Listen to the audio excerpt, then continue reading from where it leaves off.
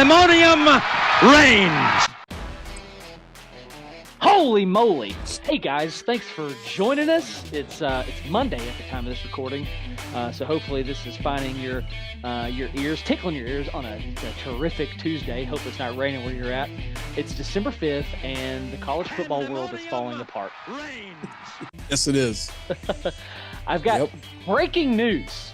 I'm Dan. Let's hear it. I'm Dan. He's Mike. Let's do this thing. Pandemonium Reigns, welcome. Jackson Smith-Njigba is not playing in the playoffs. He's bypassing that due to a lingering injury, and he's gonna prepare for the NFL draft.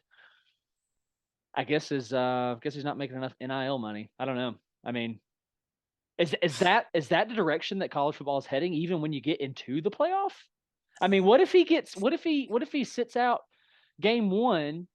They win, he's healthy, and still sits out.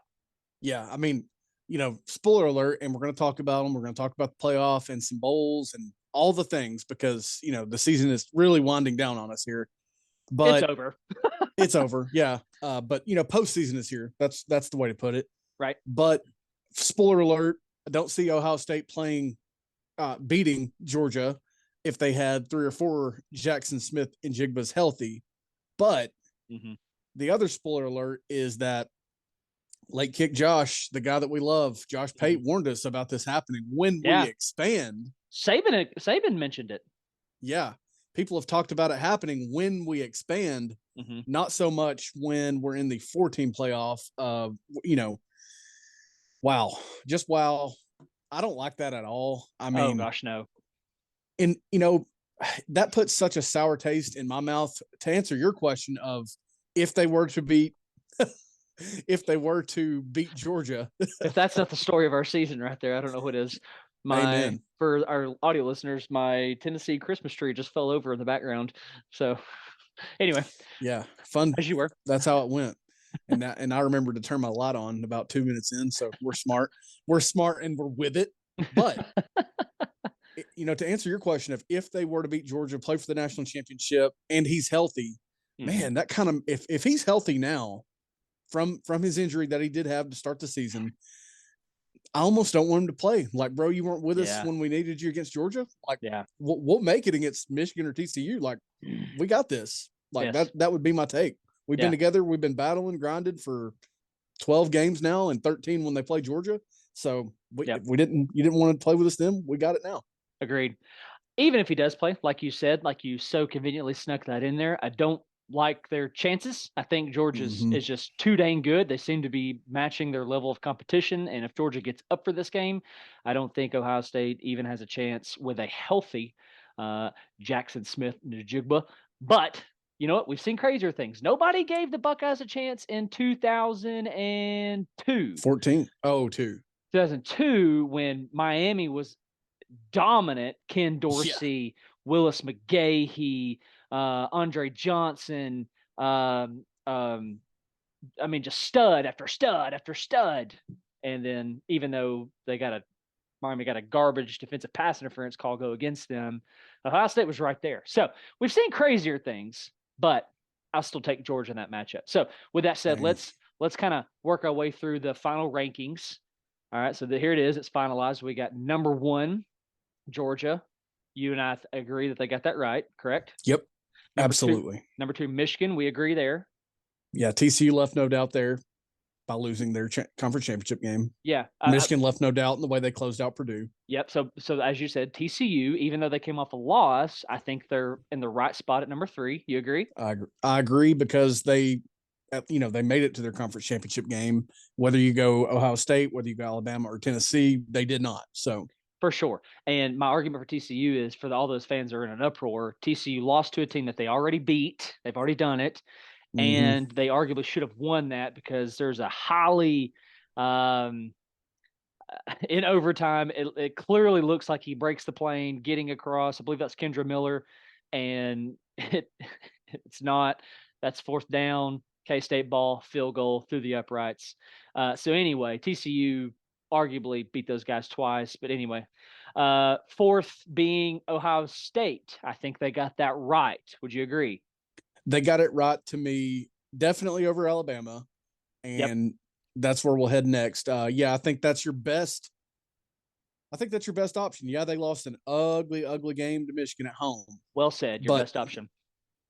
Yeah, I mean, I really do. I really do think that's your best option because USC did not do what they needed to do to get in, and they got manhandled as well. In in the opposite of what happened with TCU, Utah barely beat them the first time around, hammers them in the conference championship game in Vegas, and it's like Utah, man, they just, not to get off on a side trail here, but they just get stronger and stronger. That's all they do.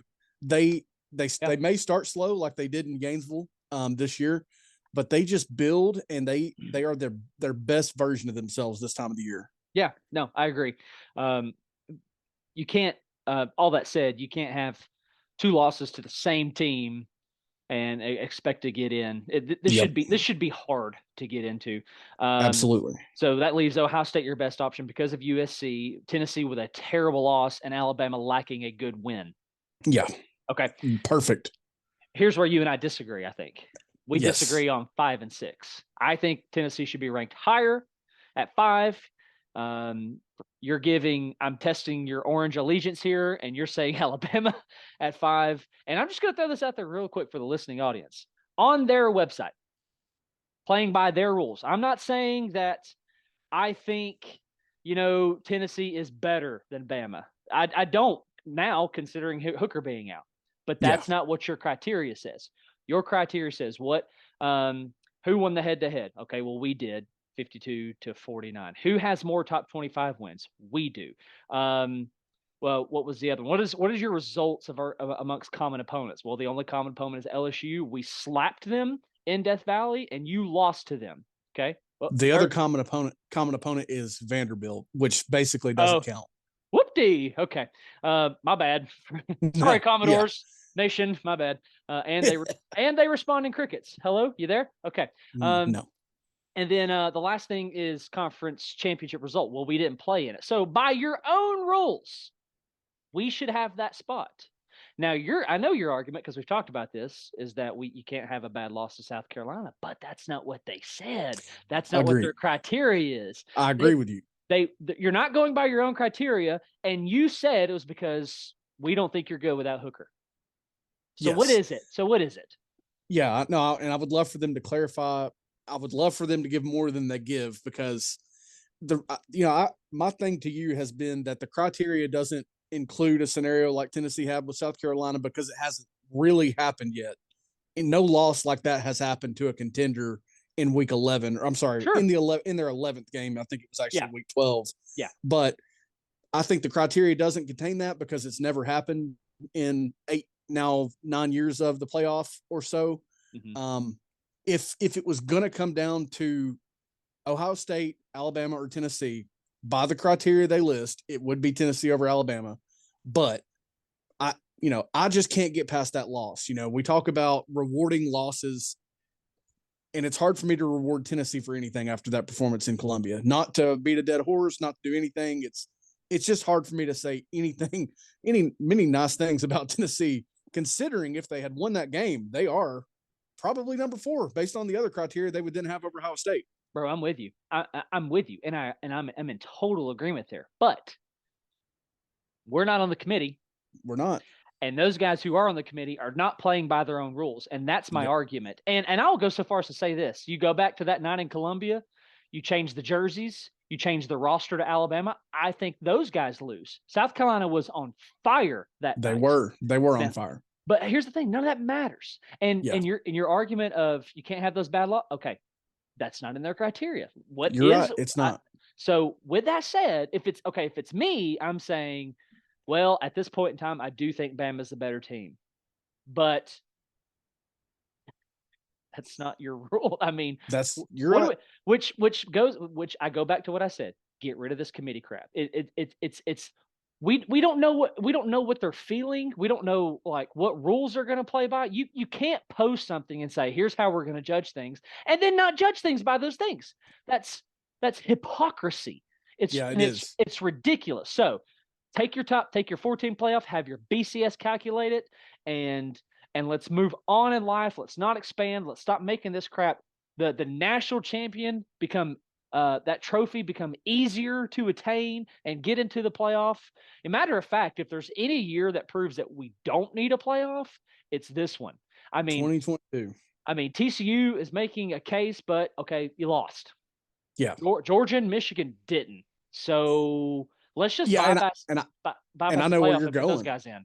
And I would love that to be the case. You have to do what Georgia and Michigan did to make the Natty. Not you can lose. Like again, the reason, part of the reason I feel this way, which just feels so.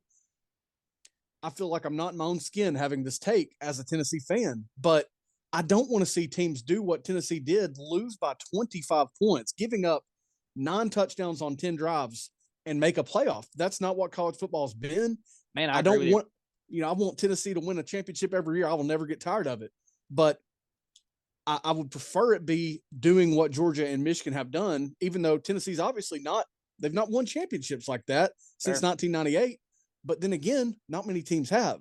Yeah. Even Alabama, the run they've been on, a lot of those seasons are 1 loss. Nobody's done it as a 2 loss since LSU did about 15 years ago. But 3 losses. 3 losses. Yeah. Excuse me. But, I want it to be that harder path because it means so much more. Agreed. The regular season is going to be the NFL season if you can do what Tennessee did, even if you can do what Alabama did this year, because we talk about them not being impressive, their wins not being impressive. Yes, they lost their last 2 games, or the 2 games that they lost the way that they did on game-ending field goals, game-ending plays, but they won 2 bad, ugly games that way as well. Yeah. And we're just going to reward teams for that. And I hate it. I couldn't hate it more. I mean, it's just not what college football's been. And I don't need to see Tulane or, the Cincinnati. AAC champion. Yeah, Cincinnati. Yeah. I just don't need to see that. Right. If I'm not even disvaluing what those players do to have those seasons. Right. But it's just not the way to me that it's supposed to be, because they're always going to lose that game, whether they played any of the other 2 opponents in the playoff last year, Michigan or Georgia, instead of Alabama. They're going to lose that game. There's just not a scenario where they don't. Luke Fickell is a fine coach, a really good coach so far in his career. Mm-hmm. And his roster is what it was, which was probably the best version that Cincinnati will have for a while. Mm-hmm. Cincinnati, someone in their realm, and you saw the result. Writing's on the wall. I mean, it was. I don't know why we're doing this, but here we are, and we're doing it. It's a done deal. So I had several conversations over the weekend, and it was like freaking broken record. Well, the NFL, the NFL does it, okay? And my responding question every single time, and I was met with silence, is, and wouldn't you agree that the NFL continually puts out a worse product than college football does? Wouldn't you agree? 100%. 100%. It's no question. So we're gonna mirror the NFL, which, okay, whatever. It's stupid. I'm just it sucks that we've backed into this because of, and listen, I am not an SEC thumper. I root for one SEC team and I want the other 13 to lose for the most part. That's pretty much how it goes. That number will increase to 15 when Texas and Oklahoma come in, because I just don't. Texas is fine out there in the Big 12, but now if they're going to be in my conference, they're going to mess things up for me. Oklahoma, forget y'all. But the reason this is all happening is because of the, getting 2 teams out of 4 in, which the Big Ten's doing this year for the first time. Alabama's dynasty that they've had. And then when they don't win it, you've got Auburn stepping in. You've got LSU. You've got Georgia that's come to the forefront now. Yeah. That's why this is happening, for the sake of inclusion, basically. And I'm sorry, Tulane, Cincinnati, UCF, even 2017 UCF or 2016, excuse me, they're not going to win this thing, whether it goes to 12. You could put it up to 64, 68, like the basketball tournament, March Madness. It's not going to make a difference when a championship is on the line for Nick Saban, Kirby Smart. I would even go as far as to say Ryan Day, Harbaugh, any of those guys. They're not going to get snuck up on by a group of 5 school. Yeah. I'm so glad you threw the March Madness thing in there, because I heard a couple arguments saying, well, look what happens in March for college basketball. You get a hot team, a nobody that comes up. That sport is so different. Everybody from D1 to D2 down to the bottom, NAIA, all of them have guards. they can all get good guard play. It's Yes. really a matter of the bigs, and every year you see that because basketball is so different. Exactly. I mean, from a sheer number standpoint, football separates itself. You have to be deep. I mean, we're evidence. You got to be deep. You got to be deep at Q. You got to be deep at O line, at out wide. You got to be deep in your running back stable. You got to be deep in D Every line, level of the you, defense. You can't just have a good front five, a starting five like you do in basketball. You can do that in March, you can't do that here. It's totally different. It's apples and oranges. It's not the same conversation. Yeah. And I'm so tired of hearing that. It's not the same. And for that matter, let's try to stop make this sport like every other sport. Exactly. Let's keep it the beautiful, holy, pure sport that it has been, not change it and mold it into everything else. And the great difference about basketball is no matter what teams they are, and a lot of times it's because you don't see a lot of full court pressing, but the reference works either way. It's easy to move the ball past half court. You can get a 3-point shot up. If you're hot that day, you can score some points. Yeah. That's not the way football works. You're not going to look at the championship from the 2011 season. How many times did LSU move the ball past midfield on Alabama, who they beat early in the season? Once? One time? Are you talking about in the national championship game? Yeah. I think it was just once. I mean, again, basketball, you can almost get a shot up every possession if you move the ball. If you just huck it towards the goal, you're going to get a shot up. If you're hot, it's going to go in. Football does not work that way. Not at all. In basketball, it's about who can catch lightning in a bottle, and a lot of teams can. Yeah. Can football teams get hot? Yes, but the opponent can flip an effort switch. They can flip a physical switch. I mean, there's just different components. It's dumb. All right, so here's the conclusion. Nobody cares as far as the national media and all those guys what Dan and Mike have to say at Pandemonium Reigns. They don't care, so we're gonna have to move on. Yep. Let's talk some of the games. Caleb Williams comes out and he paints his nails explicitive Utah. FUCK Utah, and he ends up with a loss and an injury and a USC loss. Utah, man, they ended up being the conference champion, which is what I picked back at the beginning of the season, going into the whole thing. And again, they just flex we don't care who you are. I don't care where you think you're going. New York, quote, quote. Don't care how many transfers you got. I don't care. I dare you to work harder than this. That's the game that they play. And they're so well coached by Whittingham. They don't beat themselves up. They don't really make mistakes. Cam Rising, I don't know. I'm not saying he's going to play on Sundays or anything like that, but that dude is a baller. And he's ugly. Sorry. Have you ever seen Cam Rising and Dave Grohl in the same room at the same time? Surely you can't separate the two if they are. I mean, right. I mean, maybe it is Dave Grohl and we just don't know. I mean, I don't know. I mean, it could be. That's all I'm getting at. Get it? Cam Rising walks into the room where the Foo Fighters are, and he says, "I got a confession, my friend." Yeah, exactly. Exactly. Anyway, please ignore that, YouTube watchers. Just go ahead and I have no idea what my face looked like right there. Any comments on that Utah USC game other than USC kind of getting what they deserve right there? No, not surprised by it. I thought it would be closer because they beat them the way that they did in round one of that game. Mm-hmm. But man, they flexed their muscles. All I could think of listening to that game, because I did listen to more than I watched of it, mm-hmm. is just how well they scout, how well they identify guys that play as hard and are just as physical as they are. I mean, they had a converted quarterback running the ball wild, and that's somewhat on USC because they are so bad defensively, so bad tackling. Not surprised at all by the outcome. Yeah, I mean, totally makes sense to me when you think about effort over, a kind of temporary fixed roster at USC with transfer guys and things like that. Yeah. And USC is going to go on to play Tulane in the Cotton Bowl. So for those who want that expanded playoff and you want a hint of what that might look like, pay attention to the Cotton Bowl and let's pay attention how that unfolds. Yes, Tulane did beat a good K-State earlier in the year. So are they capable of it? Yes. USC might be a different animal if Caleb Williams is healthy. So, Yep. Not real sure on Utah's landing spot in the bowl game yet. Don't think that's been announced. It has Rose Bowl, Penn State. Oh, that's right. Yep. We'll find out how many Ohio State players. No. Wait, I'm sorry. Oh gosh, I got confused right there. That was last year. Forgive me.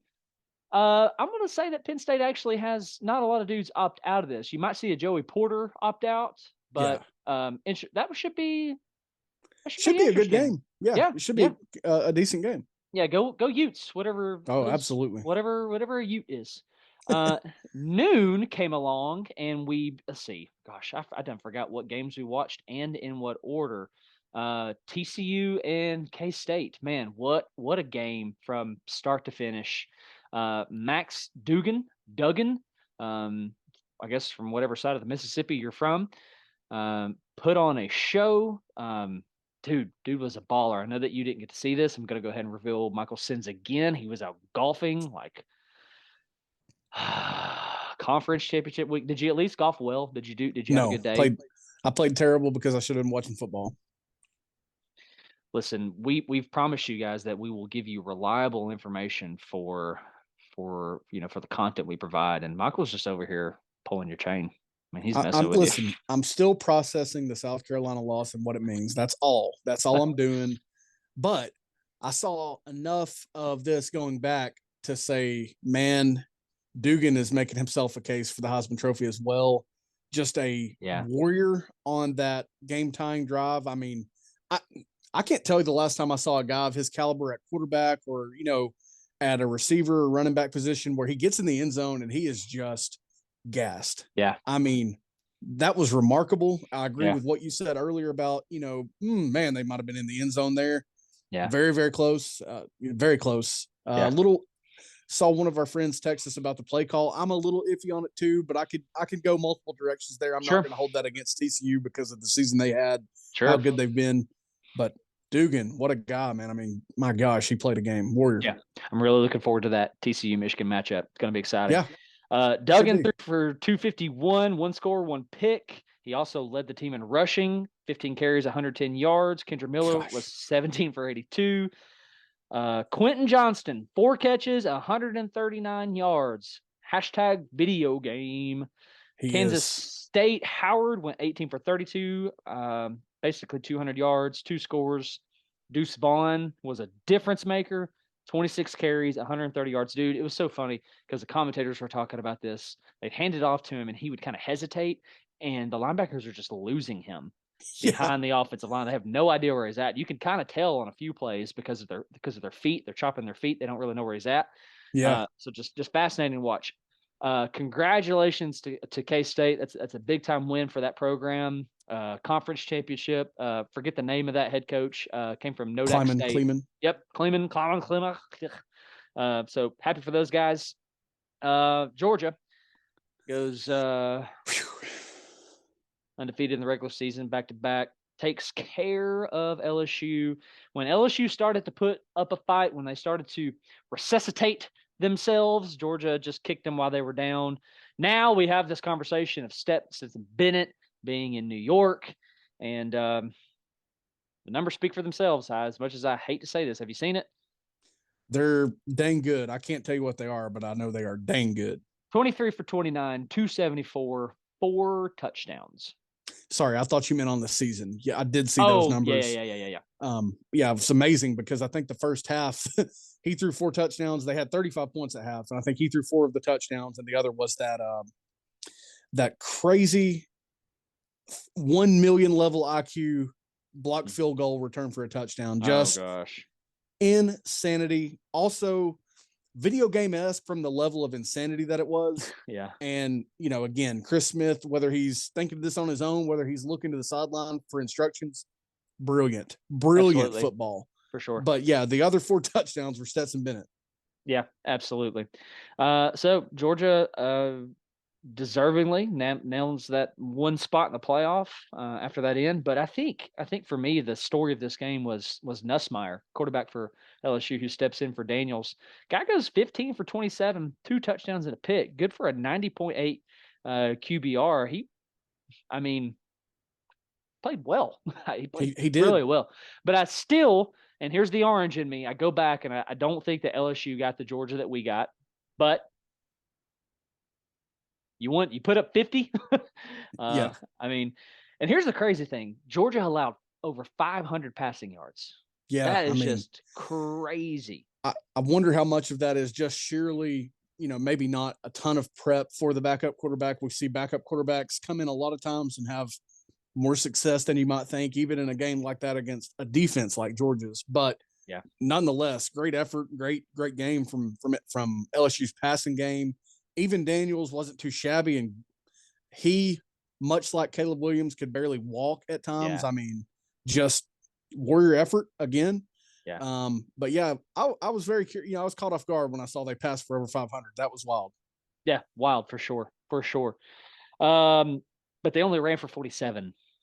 Yeah, and we do know from games earlier in this season, if they have to, they are not afraid to abandon the run.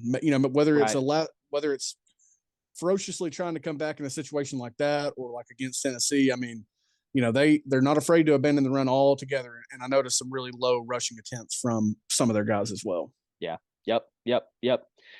Moving on, Michigan, Purdue fought for a little while, but Michigan gets a win, 43-22. O'Connell, if I remember right, I haven't looked at the stat line yet. Okay. A lot of yards, no touchdowns, 2 picks, 366 yards, 2 picks.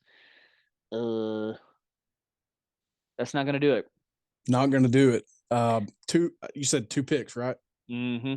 Both of those, I believe, by freshman defensive back for Michigan, which is encouraging if you're a Michigan fan, interesting for the rest of us. Yeah. Big game. That last pick, which was down deep in Purdue's own territory, just a brilliant break on the ball. There's been some images flying around of that are just crazy to look at, and just great instincts from the young guy. Yeah, incredible. Michigan takes care of business without Blake Corum, just showing that, hey, he's good, but we can do it without him, which is crazy to think about because that Edwards guy went 25 for 185 with a long of 60.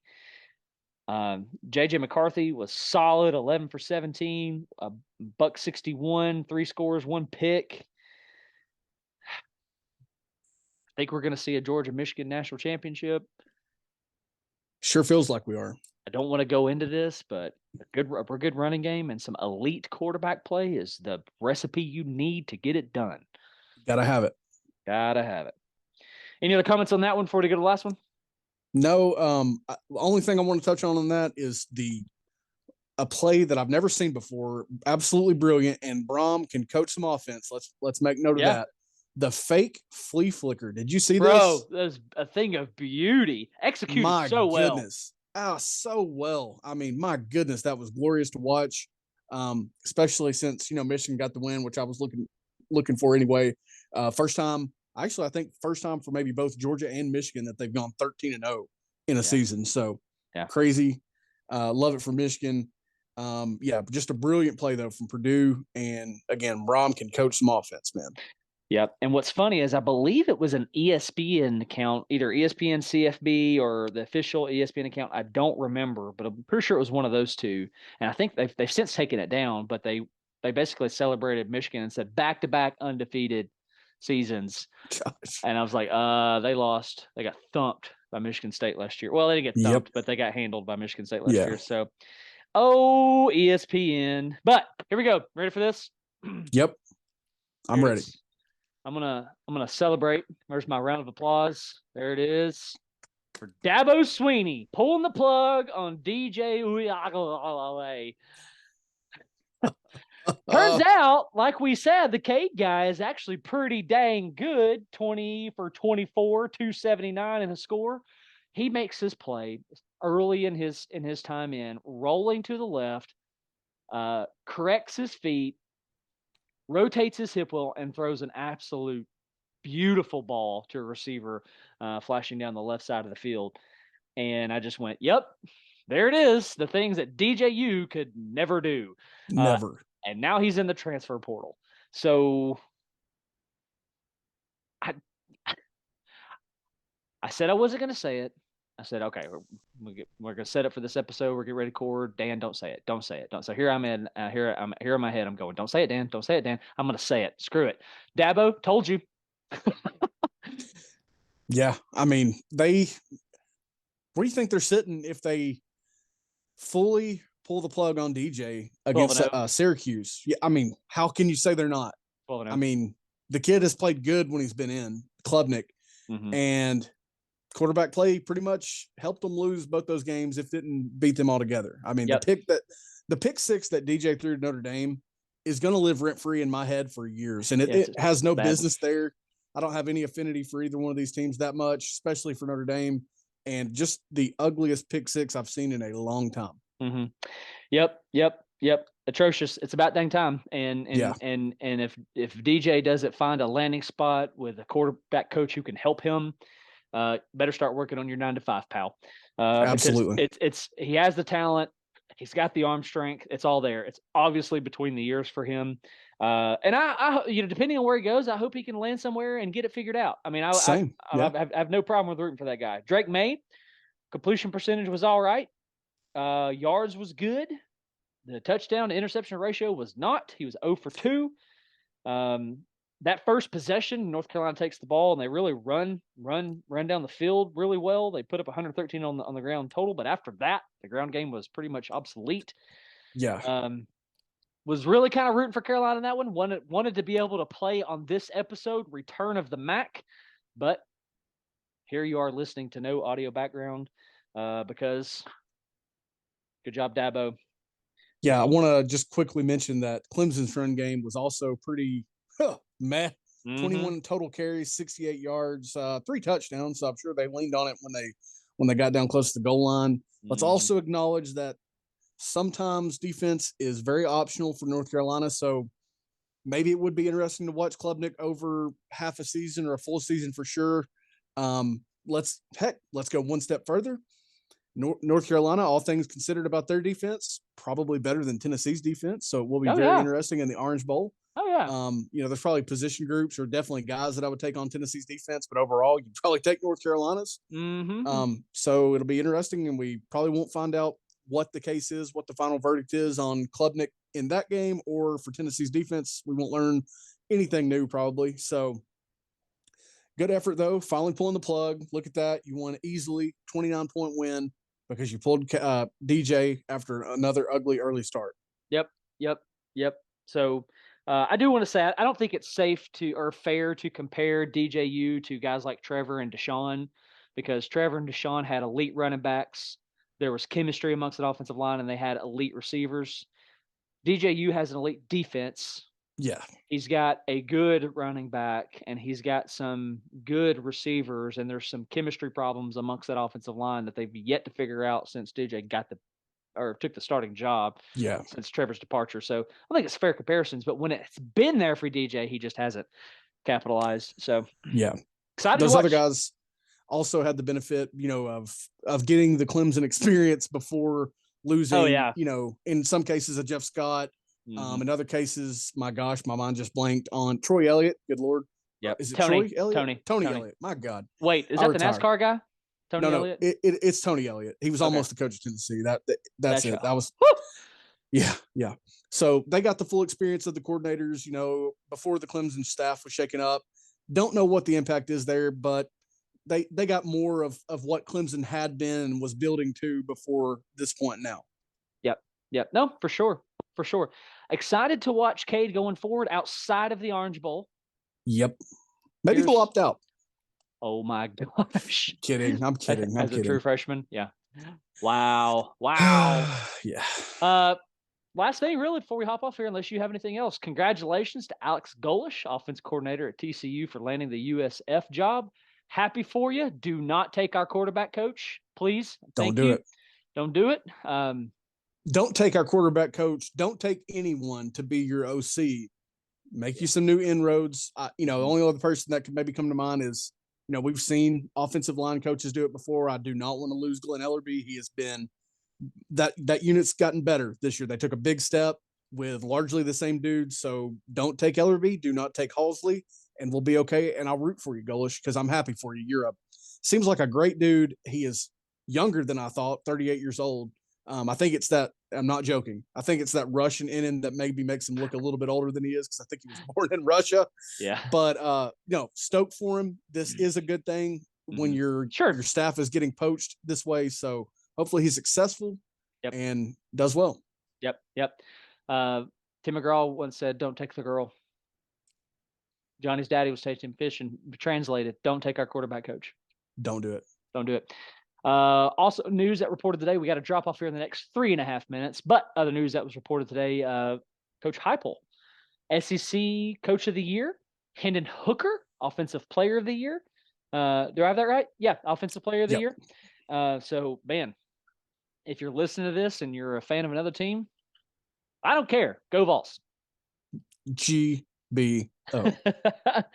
Hey, thanks you guys for spending your time with us. I know this was a short one, but there was only a few games this weekend, even though they were fun. Enjoy it while you can. Bowl games are here. Playoffs will be here in no time. So thank you for, again, spending your time with us. We love you guys. Make sure you're telling your mommies, your daddies, and your crazy grannies all about Pandemonium Reigns. I am Dan. He is Mike. Hit the subscribe button. Hit the like button. Follow us. And God bless. Go Vols. GBO. Pandemonium Reigns.